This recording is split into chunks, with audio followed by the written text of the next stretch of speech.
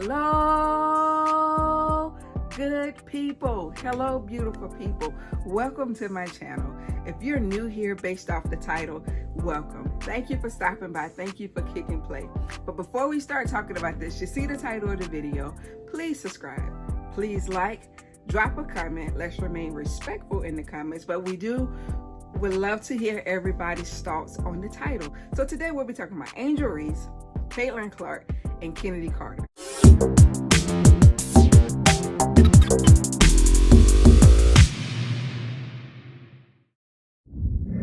All right, so recently, if you've been tracking the WNBA, which is hard not to track recently, Chicago Sky on Saturday went into Indiana and took on the Indiana Fever. During that game, it was a hard foul from Chennedy Carter to Caitlin Clark. It was actually unnecessary, if you ask me. Lil Boston was inbounding the ball. Caitlin Clark was ready to receive, but Chennedy Carter went over and bumped Caitlin. They updated it to a flagrant 1 foul. But I've been noticing a lot of chatter, a lot of discussion, and a lot of talk about that foul.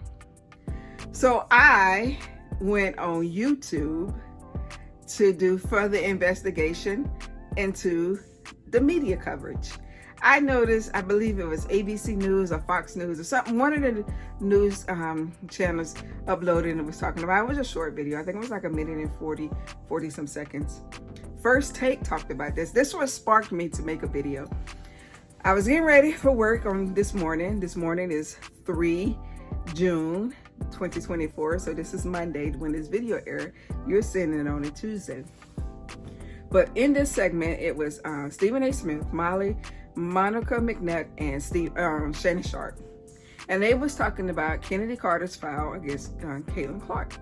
And the question that Molly was asking is, will it deter a lot of the newfound fans that recently discovered the WNBA? Would they stop watching because of the treatment that they're seeing from Caitlin Clark? So everybody answered their question. You know, Monica was like, no, people isn't going to start watching. Stephen A. and Shannon Sharp is where I want to go.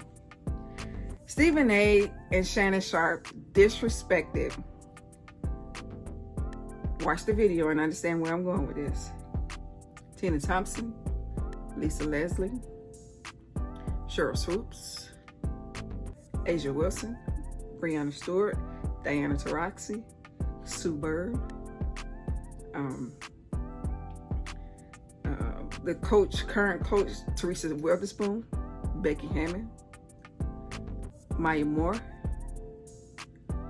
Waylon, who else out there? Just the greats of this wonderful league.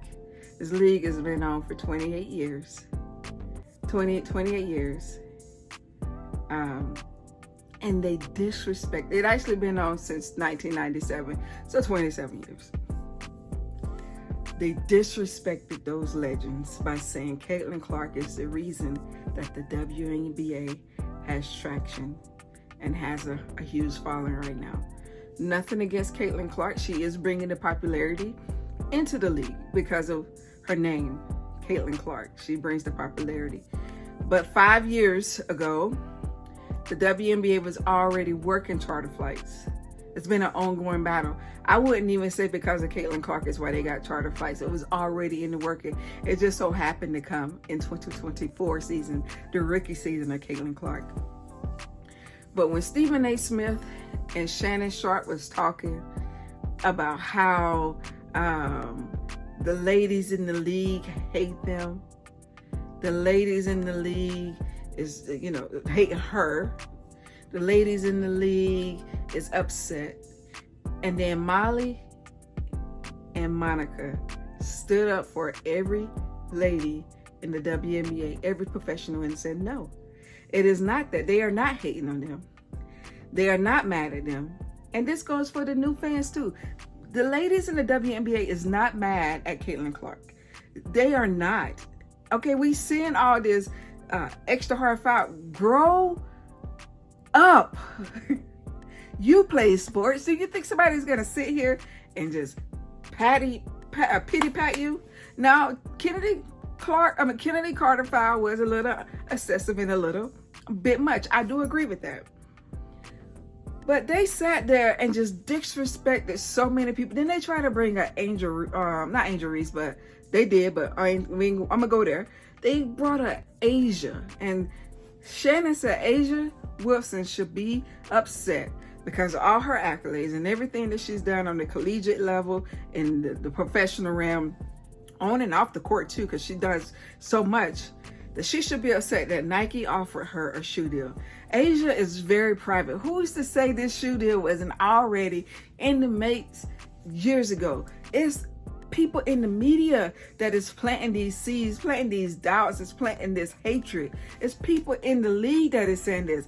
None of these professionals are saying that. And one of the comments that I had on a recent video that I posted, somebody said new traction. And I like that. So we're going to use that.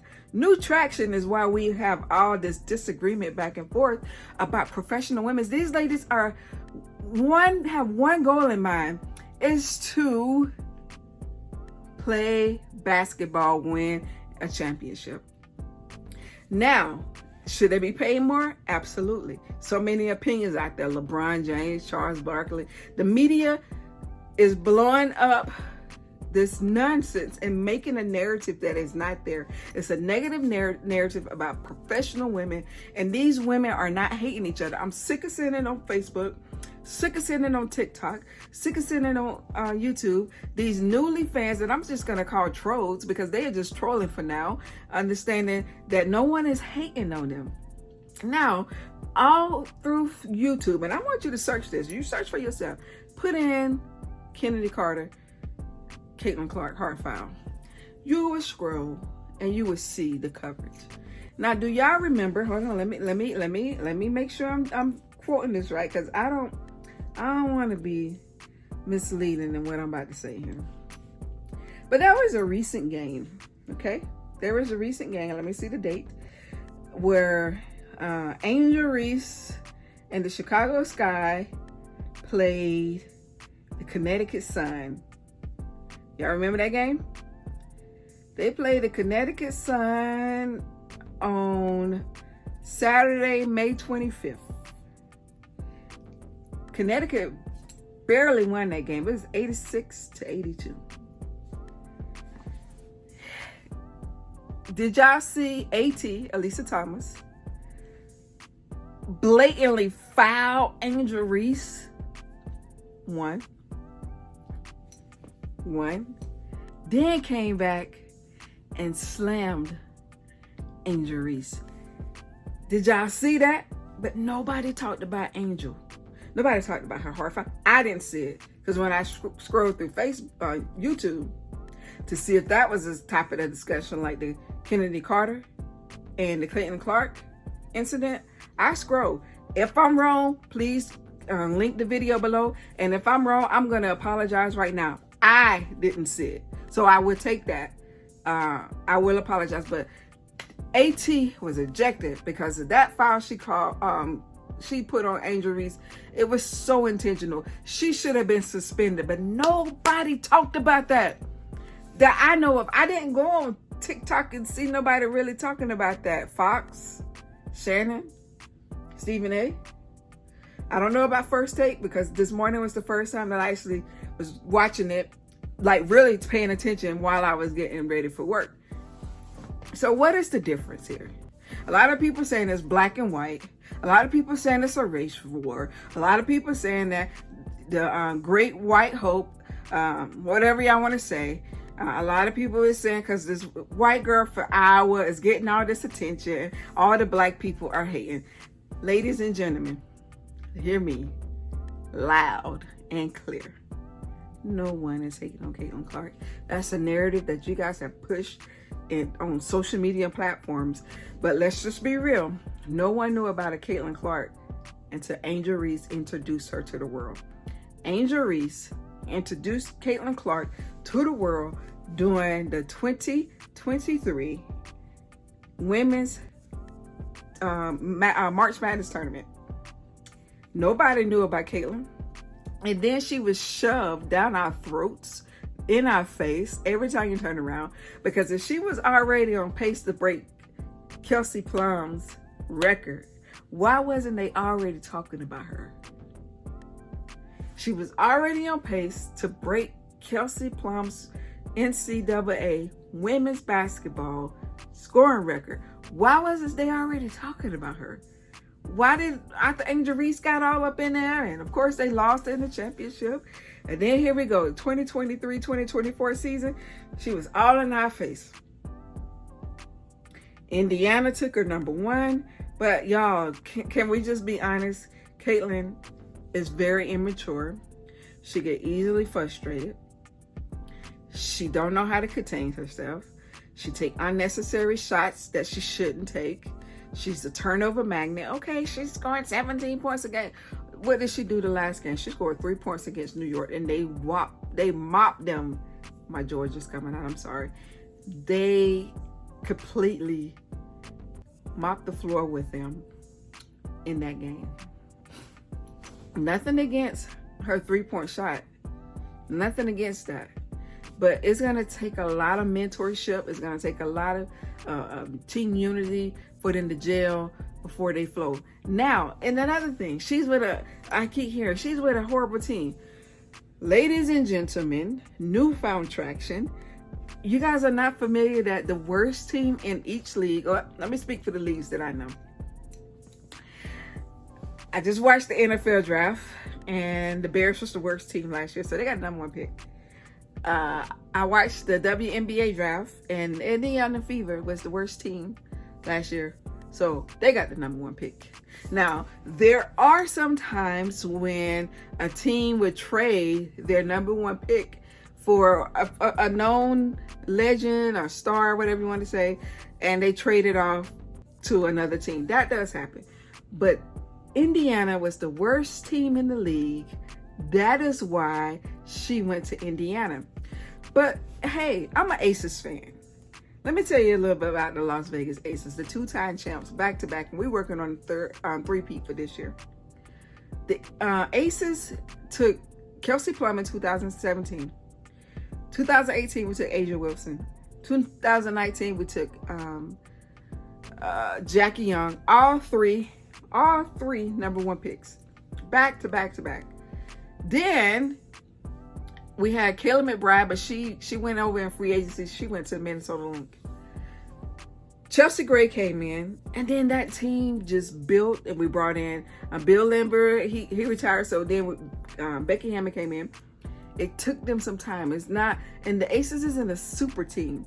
The Aces built that team, and now they gelling.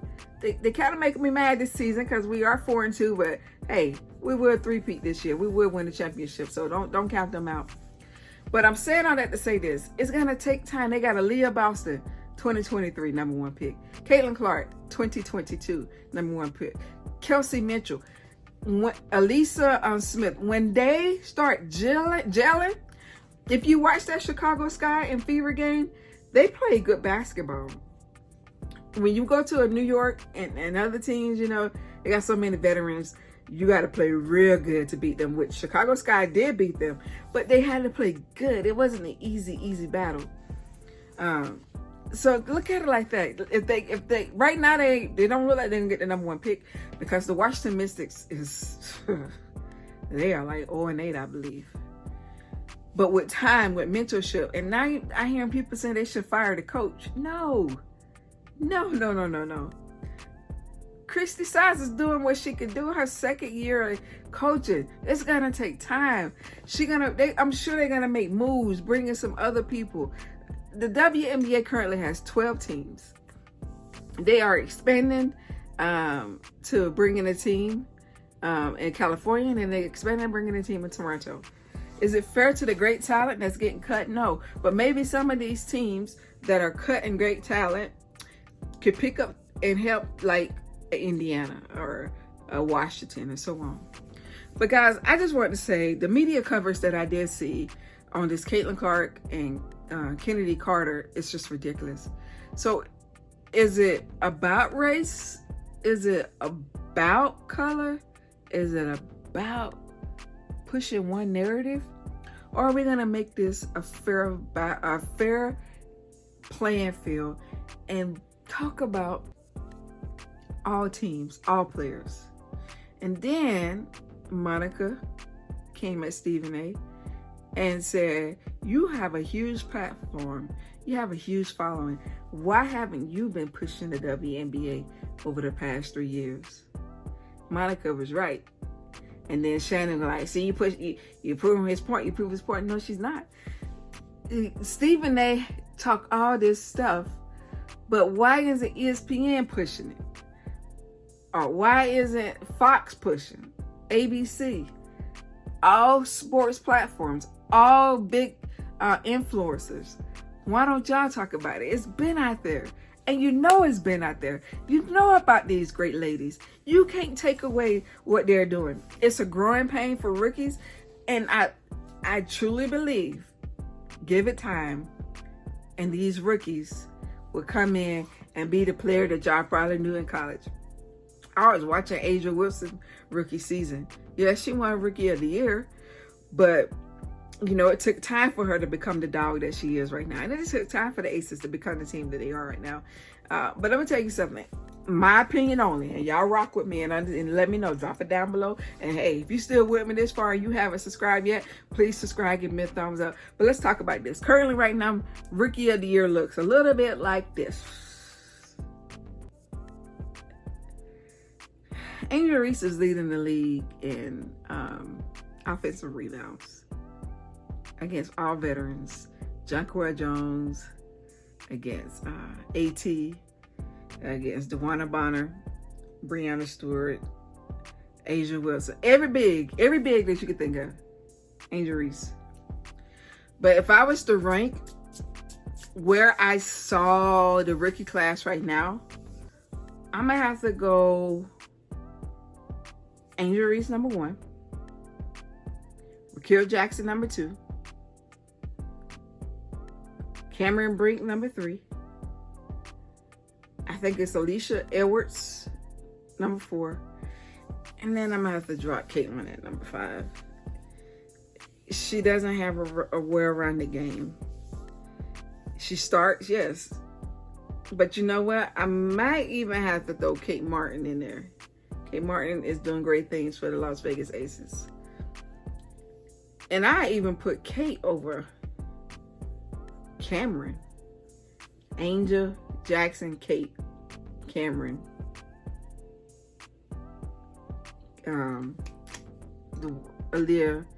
Alicia Edwards, and then Clark.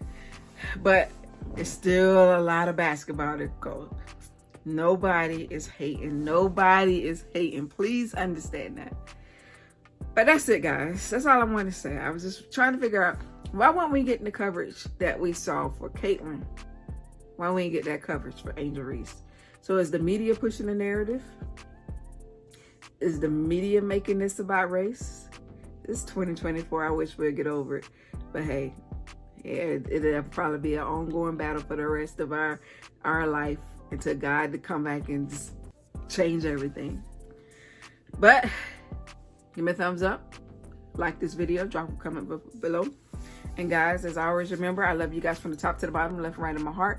You guys be safe, you be smart, you have fun, whatever you do. Hug and kiss those kids, support them at all times. Continue to watch sports, continue to support every team in the WNBA.